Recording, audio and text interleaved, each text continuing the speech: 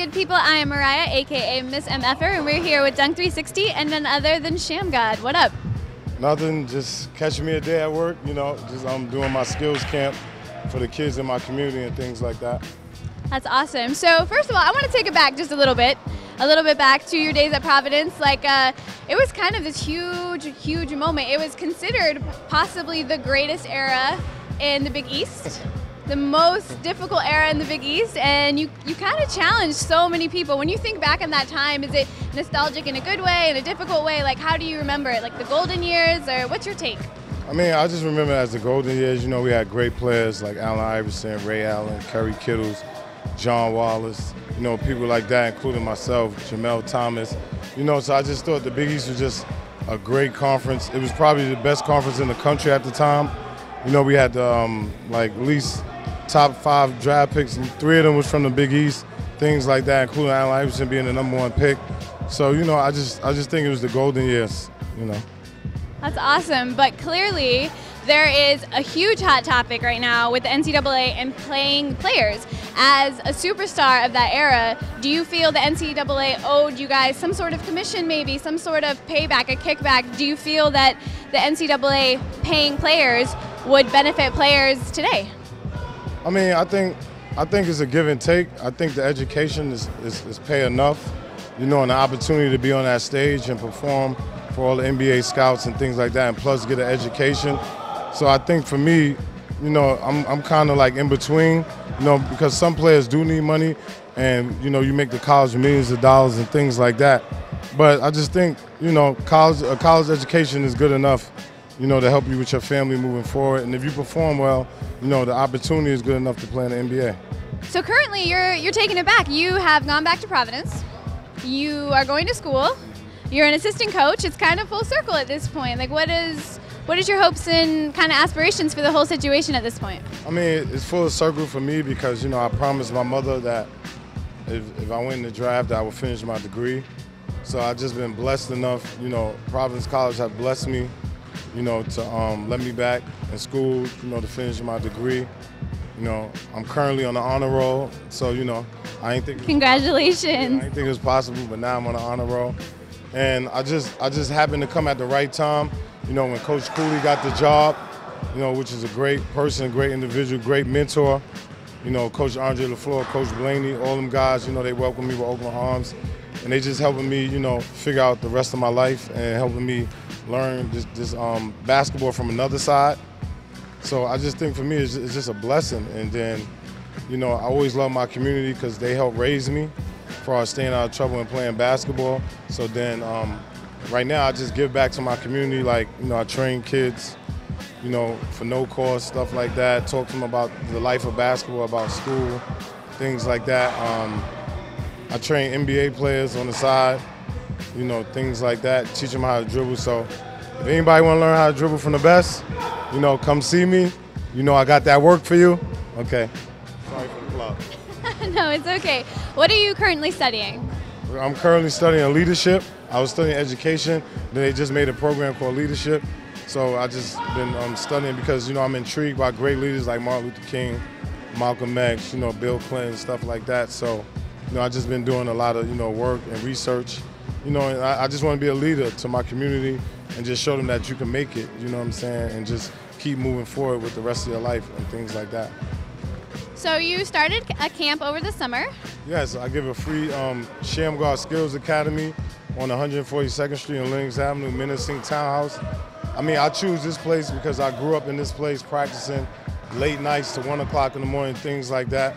I also give a free cookout for the community. I just want to be a great leader to my community and just show them that you could be more than what society think you could be. I do it with my friend, my close friend, Giant. He runs the bartenders. If anybody know about bartenders, it's all about calisthenics, things like that. I have my own shirt called God Loves Harlem that I give out at the free cookout, things like that. I'll make sure you have one. Thank you. And things like that. So I just want to be an inspiration to the youth in my community because there was so many people that inspired me to do good and things like that. As far as education, You definitely schooled a lot of people with your signature crossover move, and I feel like today in the NBA, a lot of people use it. I've seen Kyrie Irving use it. I've seen CP3 use it. Like, from your perspective, who does it the best? From my perspective, I say it's a toss-up between Kyrie Irving, Chris Paul, and Manu Ginobili. I think right now Ginobili do it the best. I think far as off the pick and roll, I think Chris Paul do it the best. I think as far as individual one-on-one, I think Kyrie do it the best. You know, and I just think it's a great move. It helped me. You know, it brought a lot of fame to my already dribbling ability. So, you know, I'm just thankful. You know, I was able to make an impact on the young kids and the people that's growing up. Who do you wish you would see do it? Who do you think could benefit from learning that crossover? I think if LeBron James learns how to do it, he could benefit the most. You know, things like that. As DUNK360, we are 360 degrees of basketball. It includes lifestyle. Yeah. As far as leisure and or on the court, what is your favorite shoe right now? Do you have a different shoe that you like to practice in versus you like to play in? And what can we catch you in the streets in? Man, I mean, you know, I'm a Converse kid by heart, so I love Converse. You know, I'm starting to wear Nikes more now. I think LeBron got a good shoe. I think Kevin Durant got a great shoe. You know, still all-time favorite will always be Michael Jordan. You know, because, you know, like you said, you know, for this, Jordan is the best shoe because it's a part of lifestyle and it's a part of playing. You know, people pay hundreds of dollars for Jordans.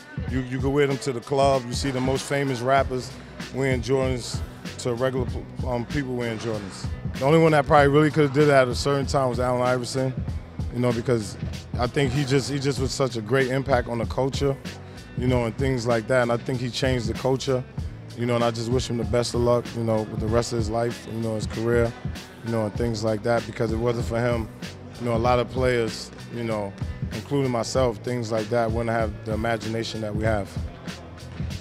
So as far as the entertainment business, there's countless, rappers who want to be basketball players who want to be rappers, the whole crossover. If you were to look at the entertainment industry as a whole, who would you pick, actor, singer, musician, whatever, to, by the physicality of their body or their mentality or their intelligence, would you say should be in the NBA today?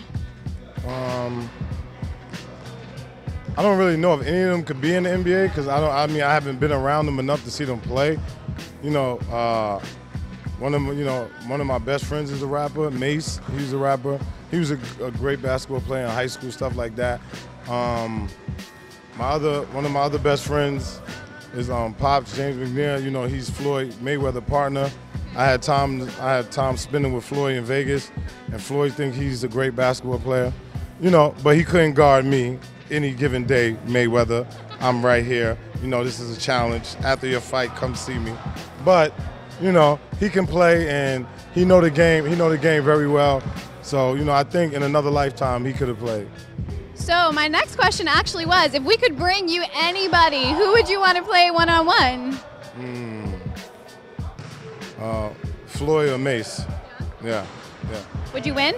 Yeah, I'll win. I'll beat both of them, but, you know, I think I could beat both of them together. So, you know, but, you know, that would be a good game because Floyd talk as much as junk as I talk. So, you know, I think it would be a good game. Who do you think is currently the best basketball player in the league? The best basketball player or the best skill player? Two different things. Package. You can only pick one. I think right now, the total package, it's kind of hard because, you know, LeBron James is just a freak of nature. But I would think from skill-wise, you know, I think Kobe is still up there. I love Kyrie, and I love Chris Paul. And, of course, you can't leave out Kevin Durant, you know, and Carmelo Anthony, you know, for the total package for me. One. If I had to pick one, depending on how he is off injury, I would say Derrick Rose. I think he's the hardest matchup. So if Derrick Rose was at 100 and Kobe Bryant was at 100, one-on-one, who's winning? I would say Kobe all day. I mean, that's you know, I just know his mentality. You know, I had you know, a chance to work with him when I was young, as far as on his handle and stuff like that. So I think Kobe Bryant still, mentality-wise, could dominate any game. I mean, I helped Kobe dribble when I was in the 12th grade. He was in 11th grade. You know, so I always think Kobe is, you know, the closest player to Michael Jordan, period, hands down. This is God Shammgod. You're at Menacing Towns at the Shammgod Skill Academy. You're watching DUNK360, basketball's best friend. Peace.